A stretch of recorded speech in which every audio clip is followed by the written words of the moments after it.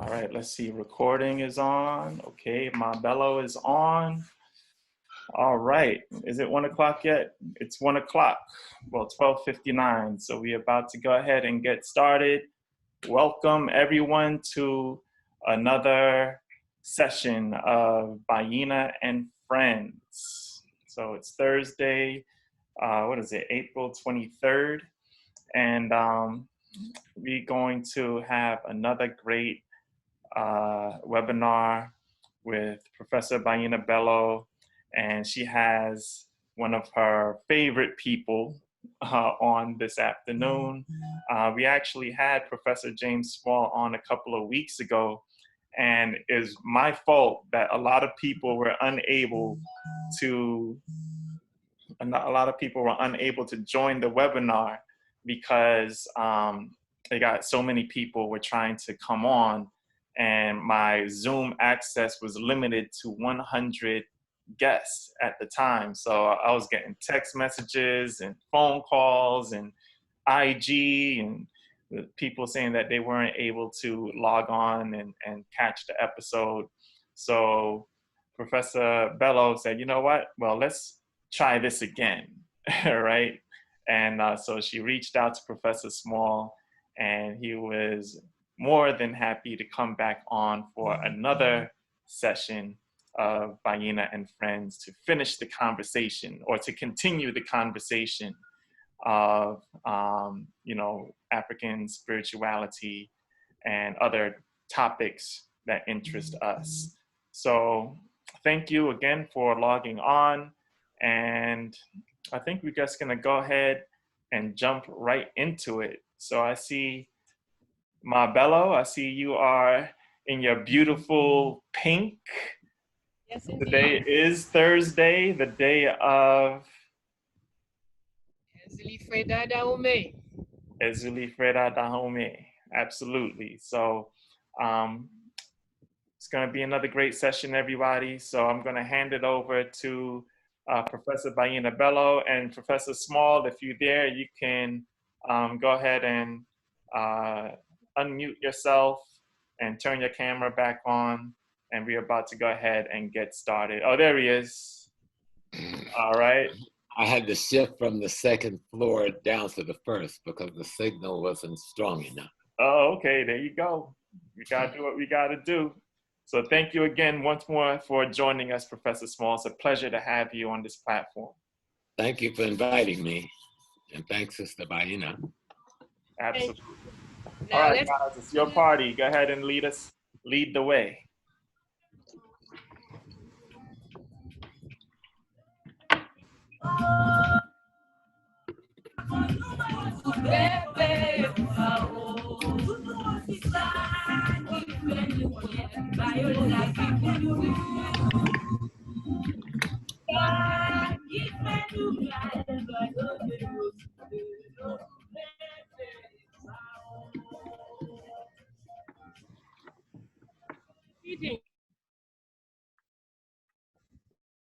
Greetings.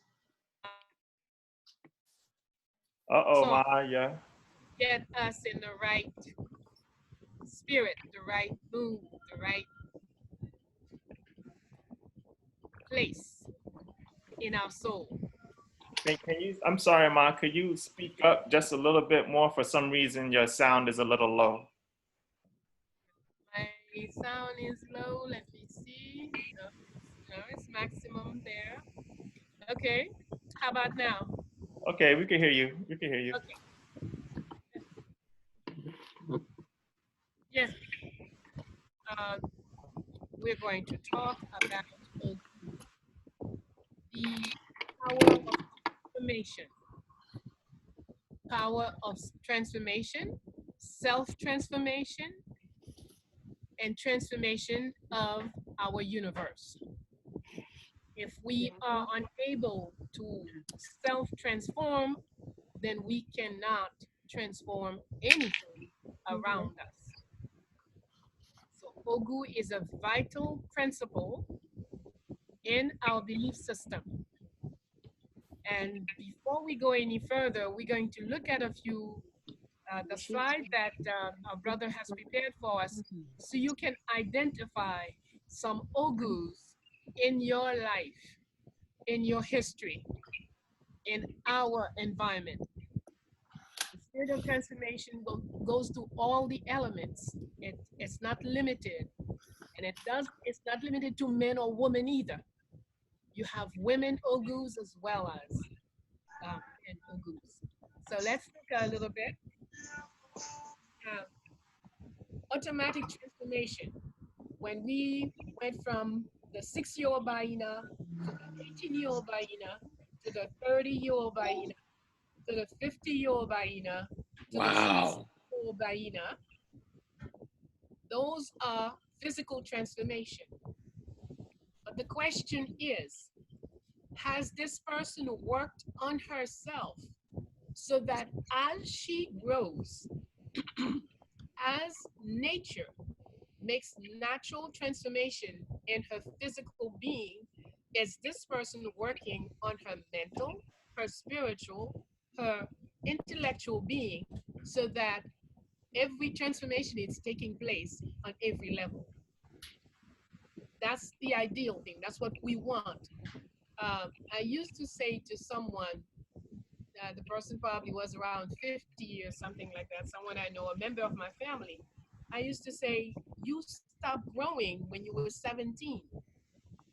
Though the person is older than me, but I could see in their behavior, their positions, when you talk to them, these were 17, the person never even hit 18. And that transformation only occurred when this person reached 70. Then he started to grow. And that was kind of sad. But this happens, that we grow physically, we transform physically, and we do not transform mentally, spiritually, intellectually. And that's vital. We can move on to look at some more transformations around us. Oh, we don't know this person. Oh, I see it. Yeah. and with locks, we see a mature guy with no locks, nice black hair. And then we see a more mature person with nice bold hair, bold head. And as we look at changes, physical changes, one of the things that will help you understand whether you're growing or not, if you become someone you're afraid of, if you look at yourself in the mirror and you lie to yourself, you feel that, oh no, I have to wear a wig. Oh, I'm too ugly with, I have to do this, I have to do that. I have to turn my hair purple or black or whatever. If you're not accepting what the natural transformation, then you're not transforming with what's going on. You're not growing. We have to assume all of it. We continue. So we're just looking at physical transformation. So Yeah, far. very quickly, Ma, I don't mean to interrupt, but I would like to hear from Professor Small, his journey through these different stages of his transformation as well. My sister was doing an extraordinary job, but just quickly for myself, when you see me there with the locks, that's the community activist, the political activist, the founder and the leader of the Sons of Africa, remember the OAU street activist, and at that time an activist on the university campus. So when you see me up there with the suit, I'm still doing what I was doing with the locks, but now I'm teaching at the university, I'm lecturing around the country, working with Dr. Clark, Dr. Jeffries, Dr. Ben, Dr. Hilliard, Dr. Ben Sertima, and others. And then when we see this last one, which is close to where I'm at now, taking all that I learned in those first stages, and I'm transforming that into my spiritual understanding of the world and the universe, and trying to explain it, trying to teach it to my people so that they will grow themselves with this knowledge. You know, as Bayyinah says, we transform physically, and these photos show us that physical transformation. But the key thing is, can you transform spiritually? You know, can you transform intellectually as a foundation of that spiritual transformation, and become that you've transformed into, not have it as a reference point, but becomes that as your functionality to transforming into the next level until we make the final earthly transformation into the Ogun, into the ancestors. Absolutely. So that's my take on looking at me. I'm always amazed looking at myself going back, you know. Yes, thank you so much, Professor Small. Okay, Ma, I'm sorry to interrupt you, Ma Bello. Please go ahead. There's no interruption, whether he speaks or I speak, same. Go ahead. Uh, yeah. And here we see this, a man who, when I met Sister Bello, didn't realize we had in common, but this man was both of our teachers. And to watch him in this last phase in his dashiki, he's 39 years old. If we go back to where he's getting his hair conked, I think he's about 16 years old. And then we watched him in his 20s, where he's standing by that Capitol building. He's in his 20s, and he's this firebrand minister in the Nation of Islam. In the early picture, he's a young man in the streets trying to be a part of the hood like all of his friends is. It lands him in prison. But he transformed himself into the second photograph, which is this extraordinary teacher of Islam through what we used to call then the Lost Foundation in the West. And when we see him in the last photograph, we see a man who have evolved through transformation to become a teacher of the world. Malcolm X, the most extraordinary figure. Absolutely. We continue. Transformation is our subject. We are looking at physical transformation. Here we have the Honorable Marcus Messiah Garvey. We see him in different moments of his life. Every time I see that picture, all the way to our right, I can't help think Jesseline. It just, that's the only word that comes to me. And yes. He's wearing the uniform of Dessalines. He's making it clear that Dessalines is his primary hero. And he sees himself as being transformed into that Dessalines spirit. And that's why they're so extraordinarily powerful, where you can organize the entire African world in a few years, you know? yes, very short time. And he has known, see, people often say, well, you know, to do this, you need a lot of time, or you need a lot of money, or you need a lot of this or a lot of that. No, you need to get into the principle of transformation and transform into what you want to happen. And that's how we bring things about. So to me, Marcus was someone without whatever he did not have, but that wasn't his present. His present was, here is where we're gonna go. So he transformed mentally and brought others into this transformation. And this is the guy who bought newspapers, radio, boats, etc., etc. But he didn't have no mother who left him anything. But he knew how to bring it about because he did that transformation. So when we hear about our people, think in terms of what are the principles And so you can apply the principles in your life. Don't think in terms, I want, he should come back. Our people tend to say, oh, Dessalines should come back. It's something. No, he does not have to come back. He did his work. What are you going to do with the principles that he has?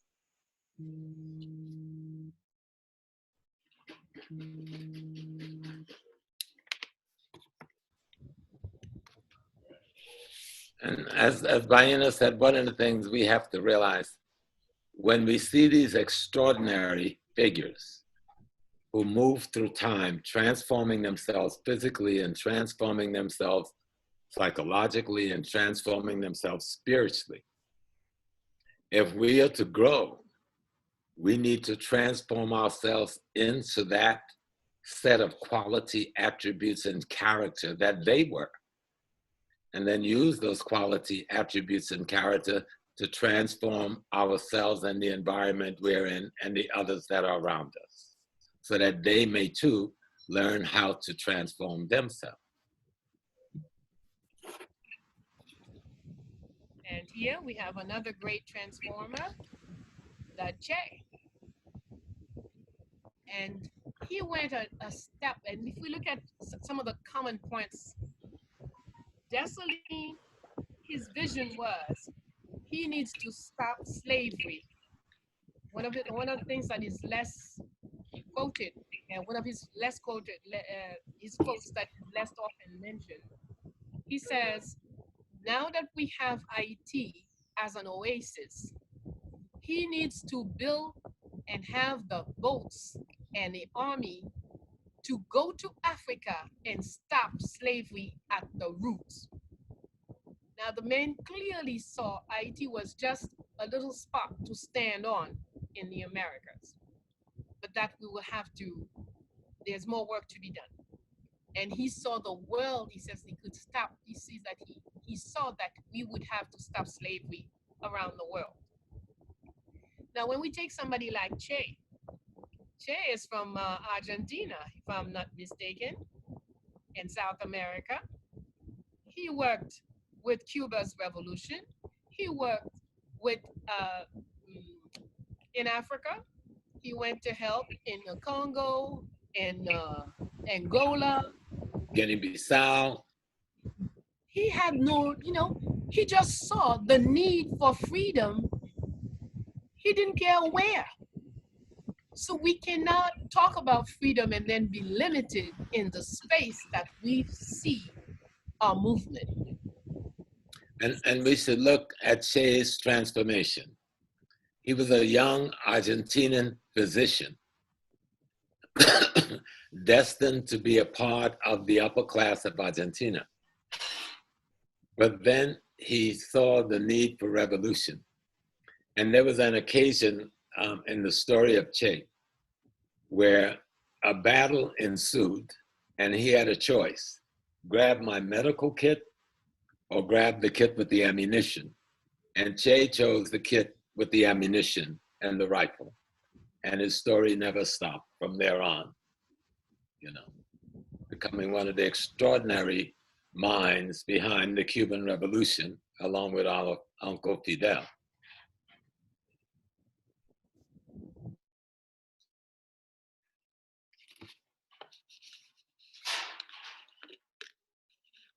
Just talked about, we mentioned Congo, and now we are with Lumumba, another brother, the spirit of Ogun, the spirit of transformation, the fearlessness of Ogun, because you cannot transform if you're afraid. Yes.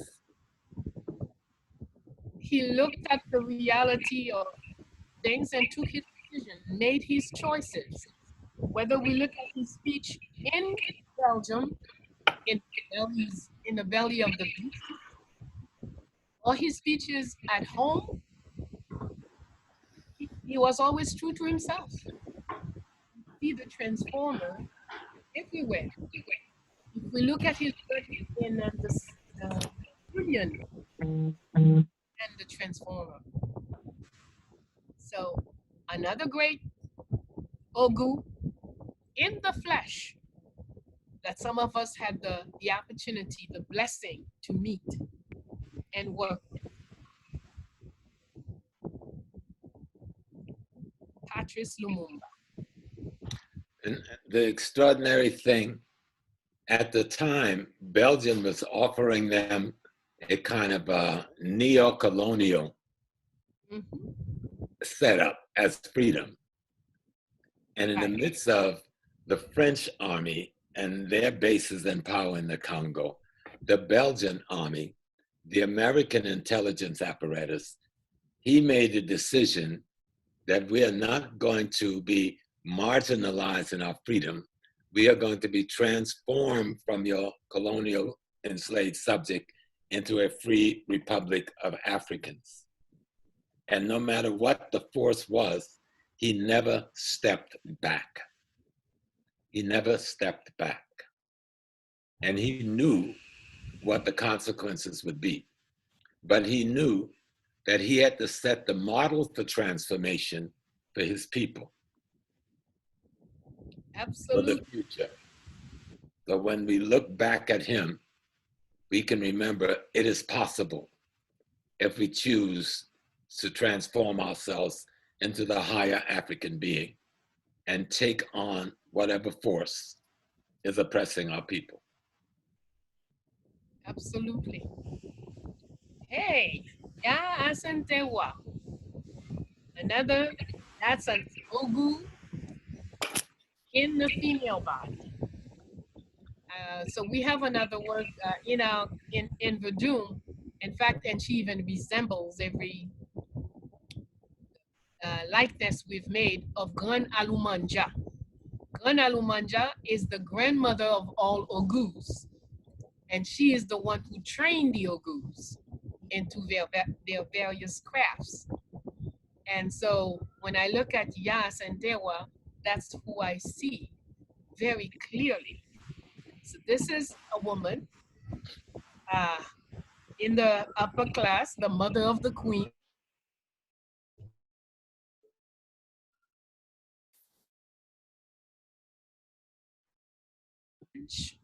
An item of a patrimonial item of our people.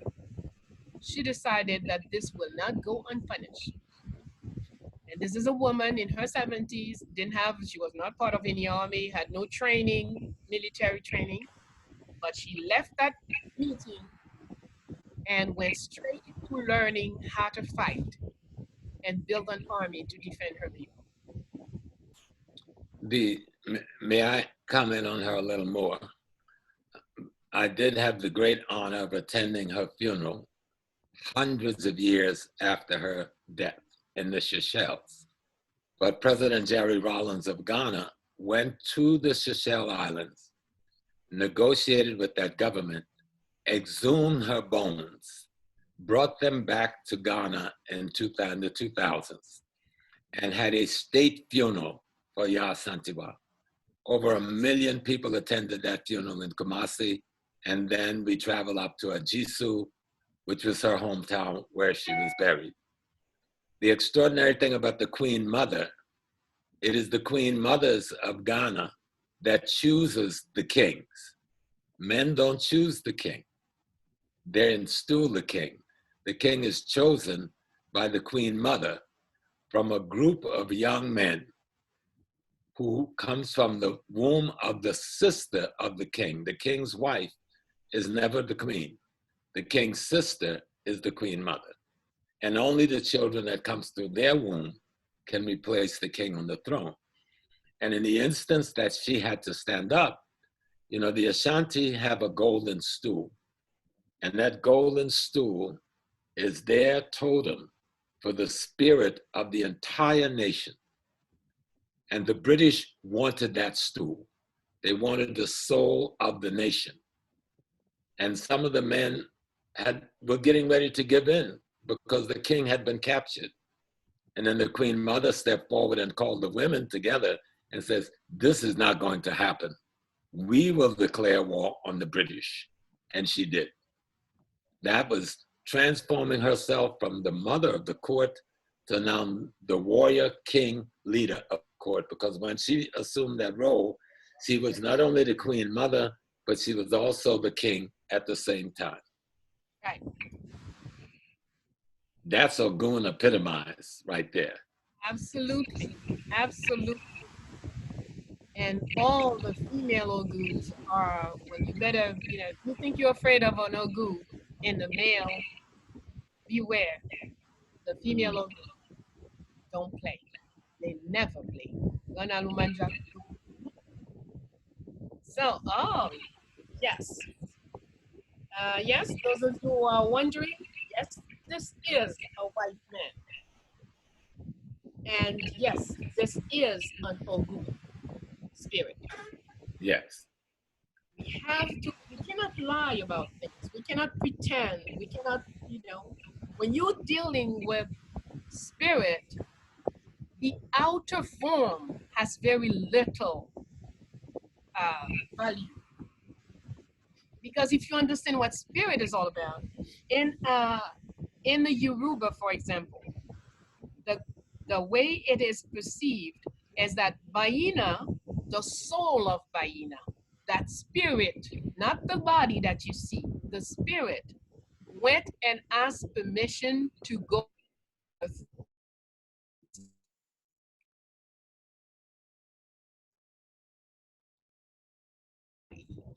She would have to give a clear state permission.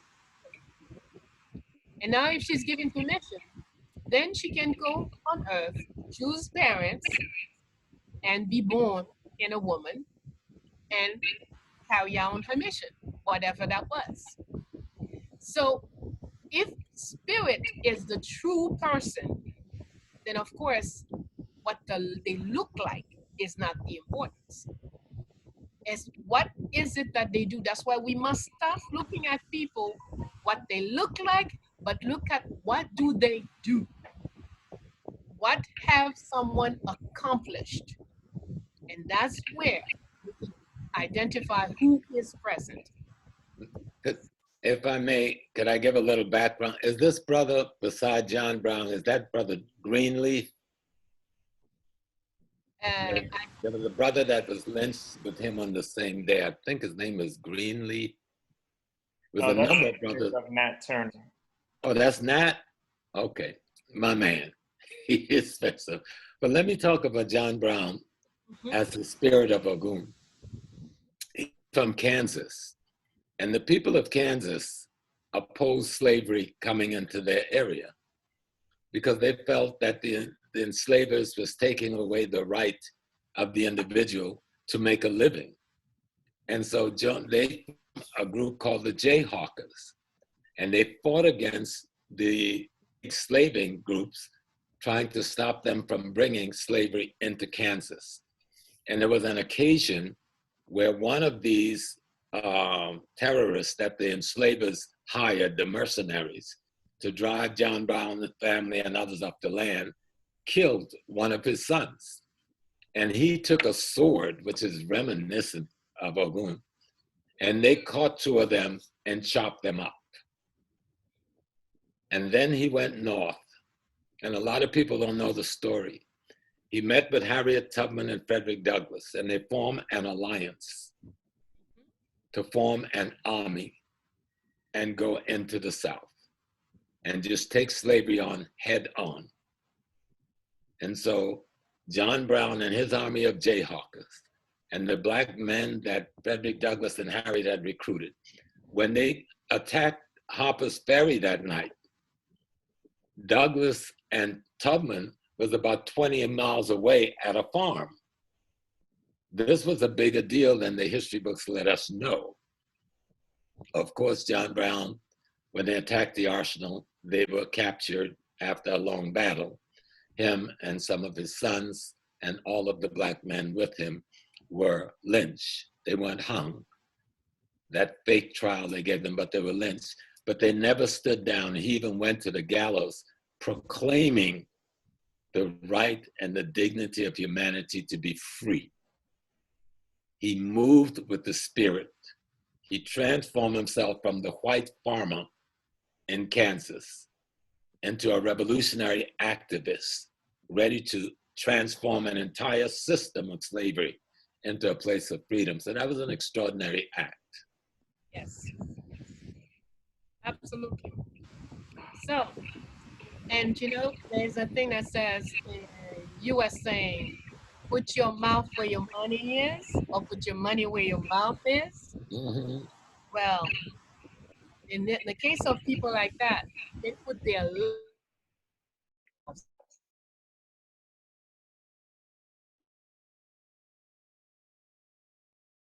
lives.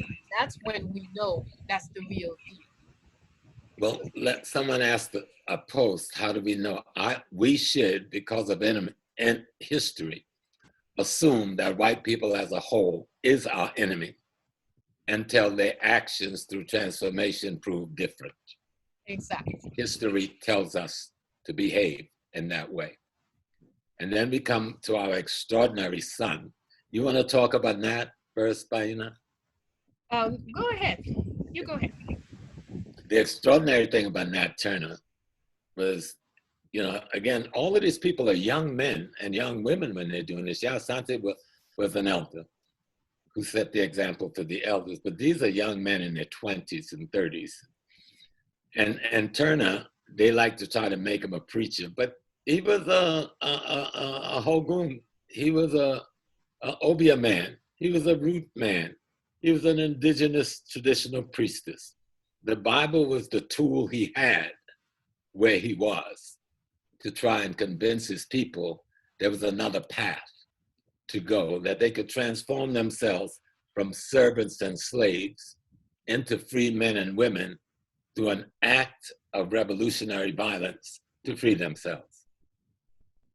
And the extraordinary, when they captured him and he's on trial, the judge can't believe you did this. Where did you get these ideas? You must have a leader. They said, who is this leader? And he said, my leader is Jean-Jacques Dessalines.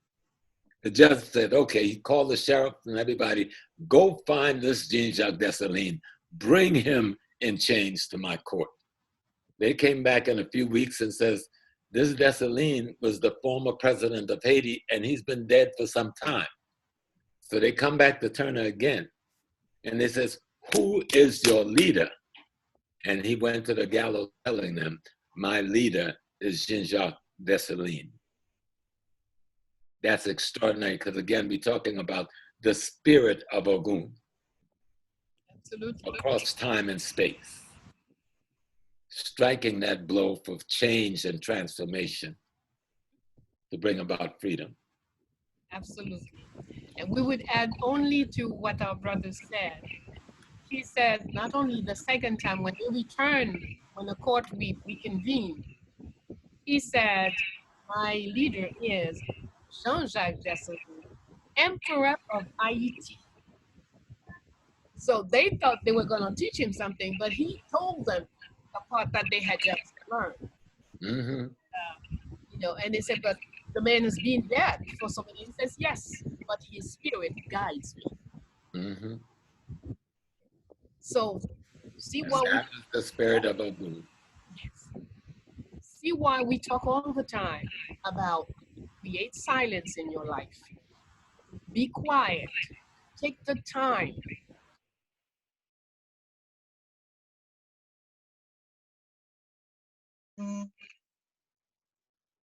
From outside bombarding you, take the time so the inner side can speak to the outer side. It's very important. You won't even hear if Dessalines is talking to you right now, you won't hear them because you're forever listening to a whole bunch of stuff. So keep that in mind. Very important. And if we look at all the great leaders that have gone before us, we will notice that all of them have a time where they removed themselves from what was going on, from the revolution, from this, from that, take a time for silence so they could muster the inner. So now we have reached the point where we are looking at, even though this is a physical representation, now we're really not into it. Okay? Shango is a spirit, a principle, a lwa, an orisha, but not a person. We're looking at Oya, the power of the wind to do and transmit. We could see, if we think of a hurricane, for example, 1 minute there is nothing, and the next minute the wind and water to such a strength, at such a speed, can erase everything we knew as a city. The transformation, the quick and instantaneous transformation, that's not the one we look more often. We rather the transformation that we can build on step by step. And of course, and Ogu, another spirit, the spirit of transformation by excellence. Ogun, Oya, Shango. Shango in Vodun has another element. Shango is also the one who transformed from poverty to wealth. See somebody like King Henry in IT, we refer to him as an Ogu Shango. So yes, he transforms, but he's the person who took us from slavery where we had nothing and brought us into a kingdom where everything was possible and all kind of great things were happening. So the Shango part is the ability, the economics, the finances. That's the transformation in that field, that particular field. Brother James. Yes, well, the three of them, I have all three of them. My mother is Oya. I have Shango on my right and Ogun on my left. And when I think of the three of them together, we can see the process. Shango, the one who goes through the courage to change himself. Oya, the process of change itself that go ahead of transformation. And Ogun, transformation itself in its completeness. And when we think this, oh, he's the god of war, he's the god of iron. Why do we use that metaphor? Well, if you want to make iron, what do? You take a piece of stone, a piece of rock out of the ground. And you take that rock and you put it in the fire. And you burn out the impurities of the rock, transforming it into steel. Now you can use the lightning, the heat, the fire of Oya's change to turn that steel into weapons or farming tools or household tools. The whole concept is about transformation, from the rock to the kitchen knife, to the hoe, to the rifle, to the cutlass, and on and on. But it all comes through a process symbolized by Ogun, pushed forward by the change, which is Oya, brought about by the cause and the need and the want for change to be a greater self, Shango. And so you really must have the three of them together. The Shango with Ogun being the primary. And we know Ogun and Shango are both married in the metaphor to Oya. Yes, sisters, she's practicing polyandry. She's first married to Ogun. And then one day she and Ogun is at the smelting and she's pushing the bellow, making the wind to heat the fire so that he can craft his swords. And Shango comes by and sees this beautiful woman, and Ogun is not paying attention, and before he knows it, Shango has run off with his wife. And it's a beautiful story when you read it, because it's a metaphor about any of our lives. And Ogun sent all of his friends in the village to track them down. Everyone come back. We've been to the marketplace, we cannot find her. We've been to the forest, we cannot find her. We've been to the place where she eats her porridge, we cannot find her. So Ogun says, I'll go. And Ogun went to the forest and he searches and searches and he finds them. But Shango is scared of Ogun. So Oya says, you stay put, let me go and meet them. And when they met, the story in the metaphor says, years earlier, Ogun had made 2 rods, one for him and one for Oya. And as they met in the forest and confront each other, they struck one another at the same time with their rods. And so that spun Ogun into 11 pieces, which we call the 11 roads of Ogun, or the 11 principal aspect of the Ogun transforming character. And Ogun having struck Oya, it broke Oya into the 9 pieces that we know as the 9 roads of Oya, or the 9 qualities and attributes that make up the character of Oya. And so when we study our history and our odus and our metaphors, and we learn these stories, the stories are talking about our possibilities as African human beings, and how we take our possibilities by mimicking the wisdom that these characters, the ancestors, have presented for us to transform ourselves. And there's no thought of transformation without Shango, about Ogun being the pivotal element, assisted by the process of change, which is Oya, his wife.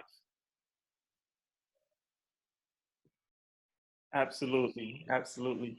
Okay, Professor Small, it seems that Ma Bello lost her connection.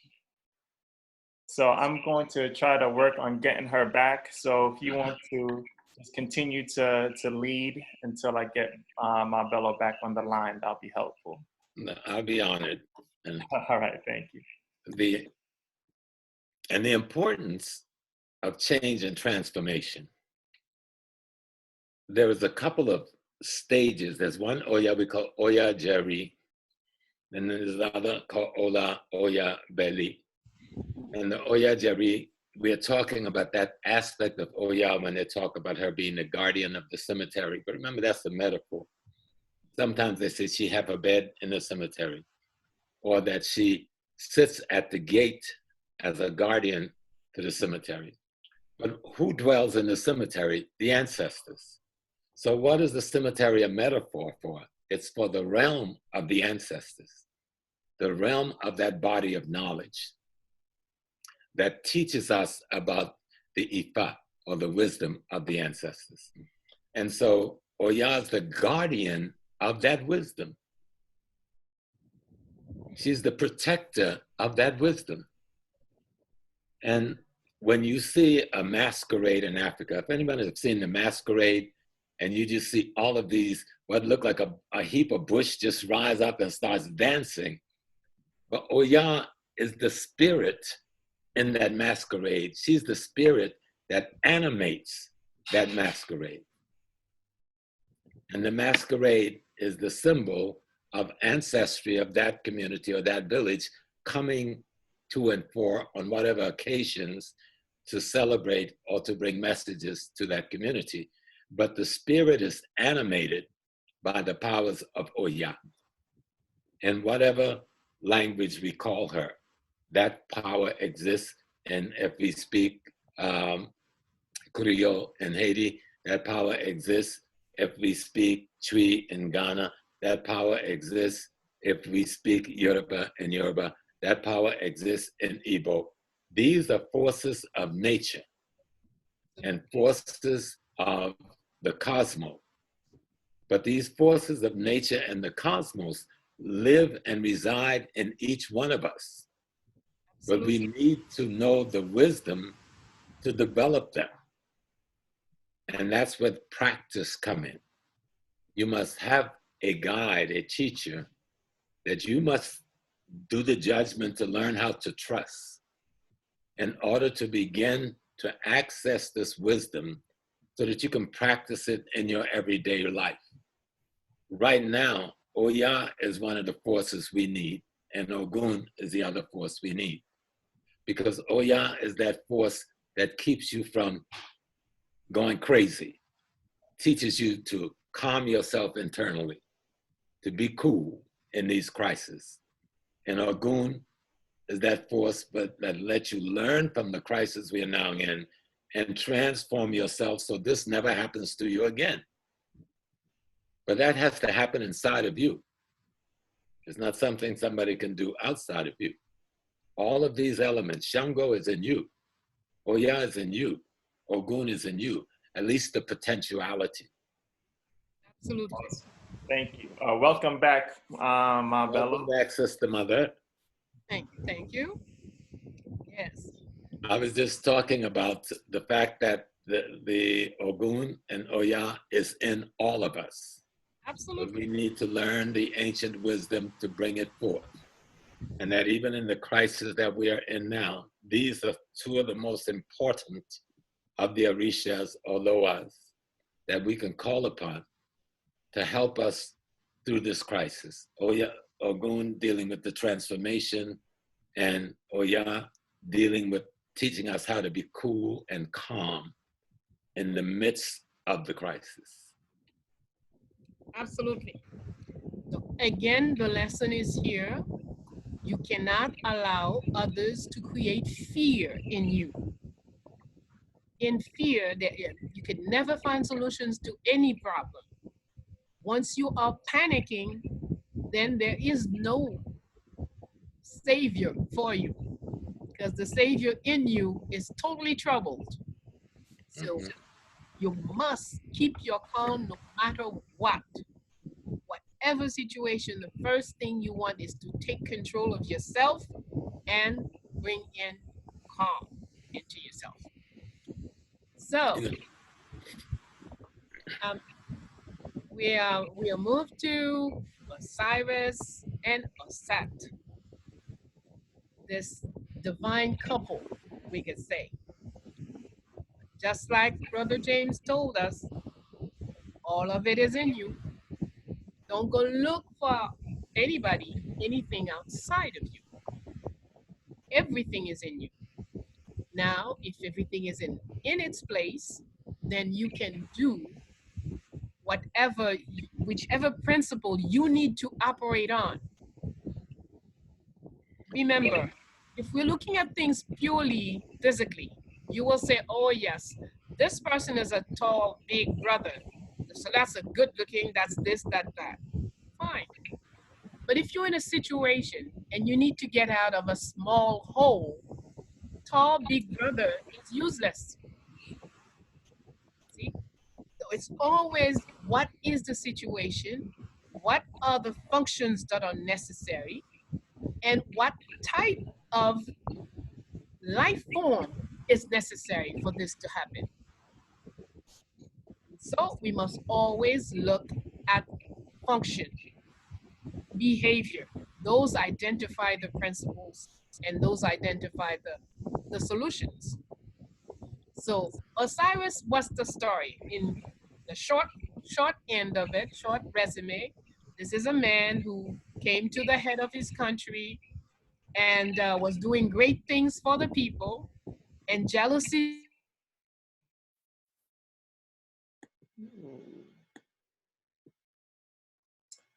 Hey, Ma, looks like we lost you for 2 seconds. Could you start your story one more time? All right. So the short version of Osiris, this is a man who come to the head of his people, head of his country, is doing great things for the advancement of his people. Jealousy sets in, and younger brothers begin to plot, and 4 attempts to assassinate him. And his greater power enabled him to come out of those.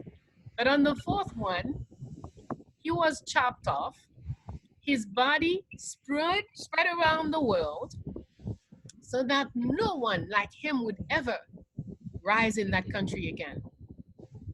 But then Asset was there, Asset, the sister.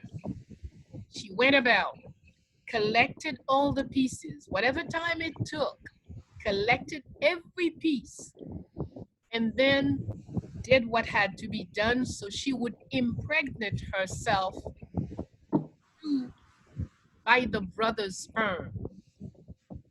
So that the brother, those people think they've killed him, chop him off into pieces, and never they will see anything that looks like him again.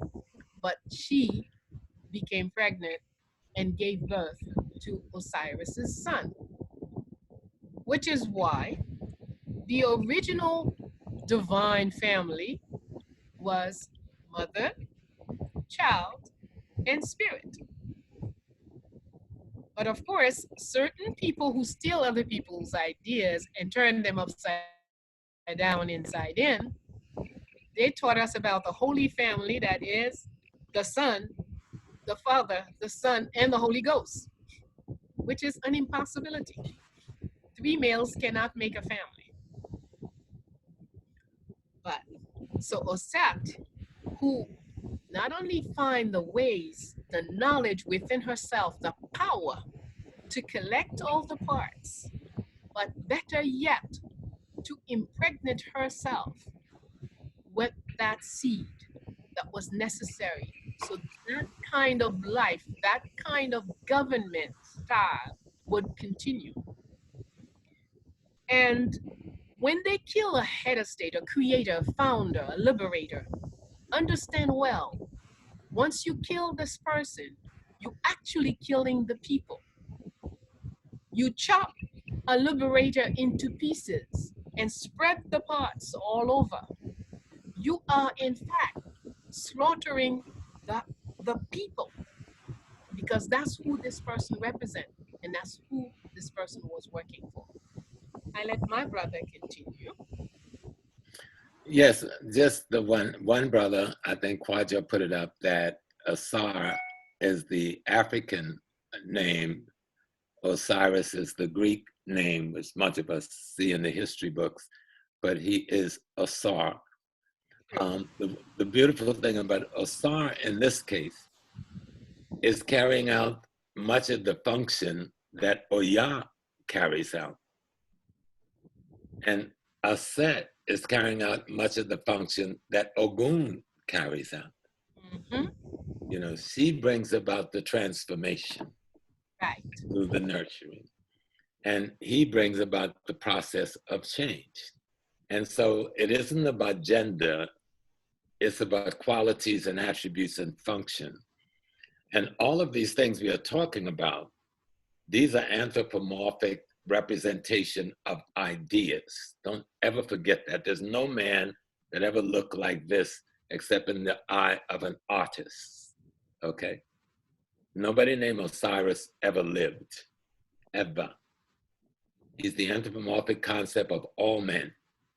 And Aset is all women, and Haru is all children. But each of the three represent multiple sets of ideas, qualities, and attributes that we can borrow from to build our character so that we can become the force we need to be in whatever environment we find ourselves in. And the key element is that force of transformation, which Ogun represents. Absolutely. And maybe some of you who, as you were listening, you noticed how many similarities. As I speak of Othar, I'm sure some of you jumped into Desaline. I am sure some others jumped into Lumumba. You would always recognize when that principle is applied, then what happens in the body also applies. Okay? Desaline, 4 times they tried to kill him, and they succeeded in the 4th time. Osara, they succeeded in the 4th time. They were not just satisfied to just kill him. In both cases, cut the body up into pieces. In both cases, a woman went about and collected the pieces. In both cases, that woman took care of the proper burial for this liberator. So when we read, if we are not reading with empty minds and empty hearts, we will quickly see that since spirit is what matters really. So once you in front of a good spirit, no matter what it is, whether it's your boyfriend or the man you just met, there are just certain behaviors the person will have, and you'll say, that's an Ogu. This is a Shango. This is an Osa. That is a Set. You can recognize if you learn identity.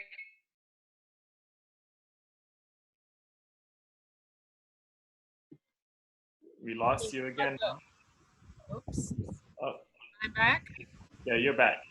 Okay. None of us can be anything other than those principles as to how humans are. All the principles are established. Someone asked a question about the many Asars. Remember, Asar never lives. There's no such person. That is there's a word when something symbolizes something. There's multiple manifestation of quality and attributes that comes from that one character. And that's why the ancestors wrote poems and made stories and did metaphors about the different characters. It wanted to show you that you have to develop something as simple as we think kindness. Kindness is a power. Understanding is a power. Okay, to show compassion. Compassion is a power, and each of the element of character you show builds a certain element of electrical construct, because we are matter and energy. That energy is an electrical grid inside this body. What you build it with will determine who you are. And the things that you build it with is qualities and attributes that will inform a behavior called your actions that will determine what kind of electrical field you have become, or what kind of spirit you have become. We need to spend the process, because our ancestors didn't mystify this stuff. We are now mystified as we are trying to get to it. Right. Let's be practical. We are matter and we are energy. We're made up of about 140 plus elements in our physical cells. We're made up of magnetic energy and other electrical energies that we absorb and suck in from every part of the cosmos. Some of the energy and light that makes us up took millions of years to get here. Have we created, through character development, a grid within us that can house the energy that's coming into us every day and not deflect it, so that we can be transformed into a functionary that has an impact to change and transform the world that we live in? Because that's really what we're talking about. Malcolm X wasn't an extraordinary man. He was an appropriate man. Dessalines was not extraordinary. He was appropriate for his time. The others was diminished and marginalized by their lack of ability to comprehend and understand the quality and attributes necessary to build the human character so that it behaves in a manner that it transforms all things and persons around them, including themselves, of course. And so when we began to study our spiritual science, sacred science, or spiritual traditions, whatever we want to call it, let's study it with a light of understanding that what our ancestors is talking about is the universe and nature and the laws that they have discerned governing the patterns and behavior that they see in nature on a daily basis, weekly basis, monthly basis, yearly basis, a decade basis, and so forth. And they began to say, oh, every 1 year, this happened. Every month, this happened. Every 10 years, this happened. Every 25 years, this happened. And so they watched the repeating of these things and realized those are the rules by which cosmology and ecology live. I live in cosmology and ecology. How do I adapt myself to the rules? You understand it? And those rules then become the way in which we fashion the culture that instructs and informs our character to create the kind of behavior and action that will allow us to build and transform societies. That's really what we're talking about, and it's not complex. But one of the things that the Western religions have brought into our psyche is fear. If we can learn these loas and orishas, we will learn how to get rid of that fear and allow ourselves to grow. You know, it happens fast when we get old, but our body is no longer the strength to do the new things we're learning.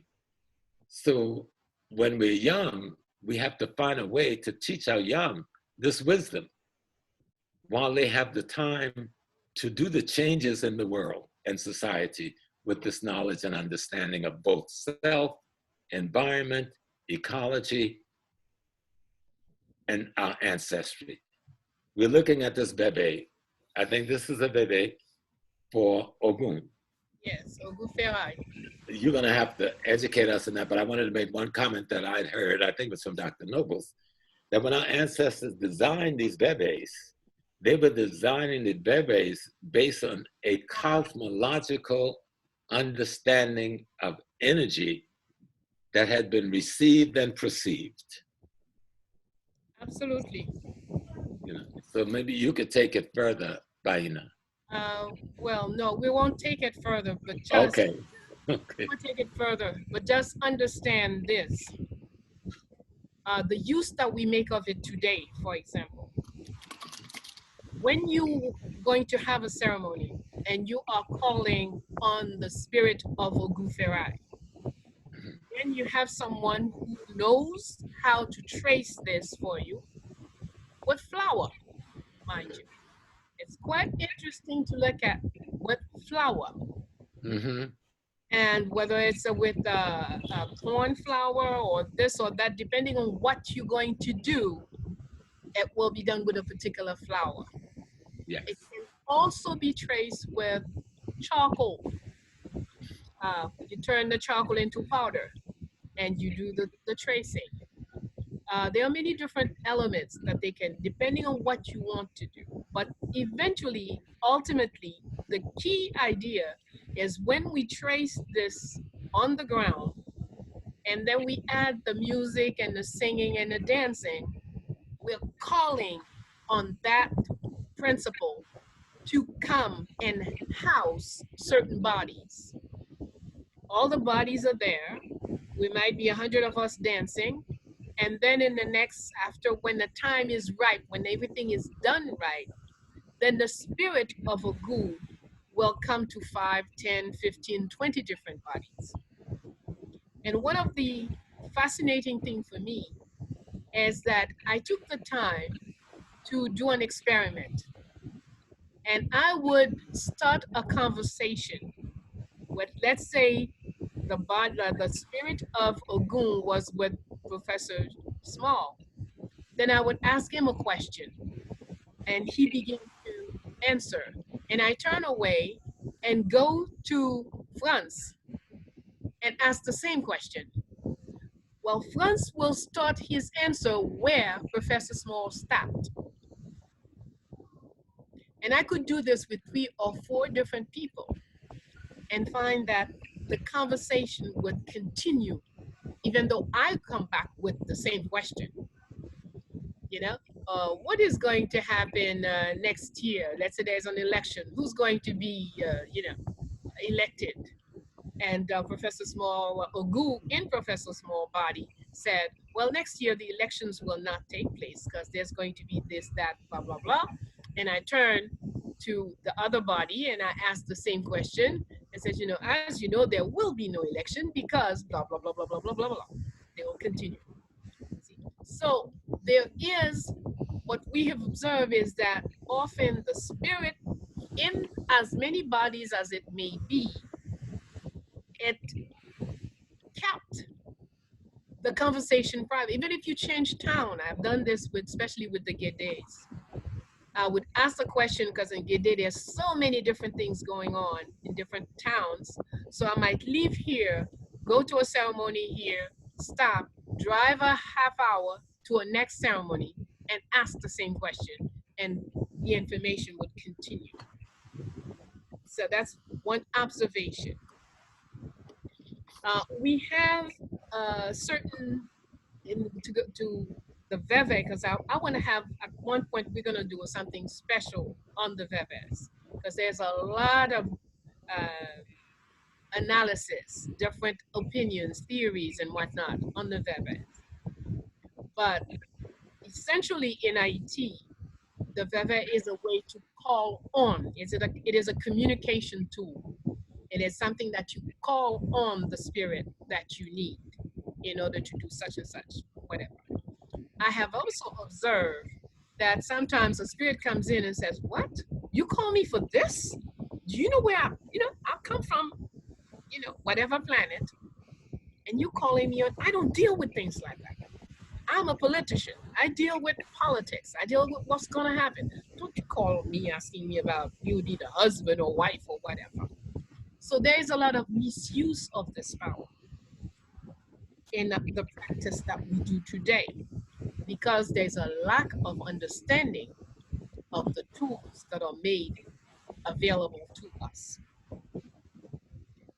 But essentially, people, like I look at heads of states, for example, and if you know minimal information about what principle is involved, you take, for example, Legba. Well, you could look at this particular head of state and you say, oh, this is a Legba. This is what he does, his function, the way he talks, etc., etc. All the Legba elements are there. You look at that one is an Ogu. But if we were using scientifically the gift that our ancestors have left for us, we would never consider doing anything without first an analysis through the Voodoo principles. Because ideally, here is what I'm saying. If you have, for example, a Legba who's just spent 4 years in power, or 5 years, whatever, then the next person cannot be an Ogu. You want a principle that is natural to what should follow a Legba. And then we would also, that means we would learn to identify ourselves, to recognize the principles in people, so we can make the proper choices when it comes to people to run our country. And it's true to whatever culture. If you're looking at Israel, you will find that whatever personalities, the principles in the Torah, these are also the people that are running the country. You can identify each head of state and say, oh, this one was a David, that one was a Solomon, this one was a, and there is an order in which they should arrive in order for the process to bring fruit. But I have recommended many times, Veve. Milo Rigo goes into the science of the signs. So it will enable you to have a better idea. But one day we will do a thing on the Veves. Then we'll, open up the Veves and see what's what. I'm looking here, I see only 149 people. I'm not very happy at all. I don't think we've done the job properly. I think you guys need to while you're listening, each person should get one more person there so that before we close out, we are 300. Let's get to work. We have the power. In fact, that's a homework from your professor. That's a classwork, in fact. Okay. Well, Yes. may I make a comment about, when we think of the science of the bebes and the powers and forces of Loa and Orisha, we need to think of them in terms of the social traumas that we're facing in today's world. Not just this extraordinary COVID thing, but we are facing social traumas every day. And what the ancestors have done is left us with an extraordinary science. And we may indeed have to do some modernizing of the science. And we can't change the laws of nature, of course. And what I mean by modernizing is how we explain the science to the people. Those of us who have the little bit of knowledge, we're just mere servants. We're not elevated beings, even though we have elevated wisdom. We are elevated only to the point that we can serve the ones who are in the greatest need of having this information for the purpose of self-transformation. That's what this journey is really all about. Our women, our men, we're in trouble when it comes to living lives in harmonious relationships and being productive in our production of offsprings that will go to a higher level than we are. And we're confused about why we have all this trauma. And it's because we don't have societies that's structured around cultures whose primary job is to transfer or transmit intergenerationally the wisdom of the ancestors in a format that's usable by day one by a newly married couple or a young child being raised by parents. Otherwise, this thing is of no use to us. The only reason we've been left with all of this is to transform ourselves, transform our families, transform our partnerships, transform our communities, and thus transform a nation. We look at people who dominate our nations across the Caribbean and the African world. They're no more than 200 to 300 people, and yet they're holding millions of people in sway under their feet. Why? Because the millions of people are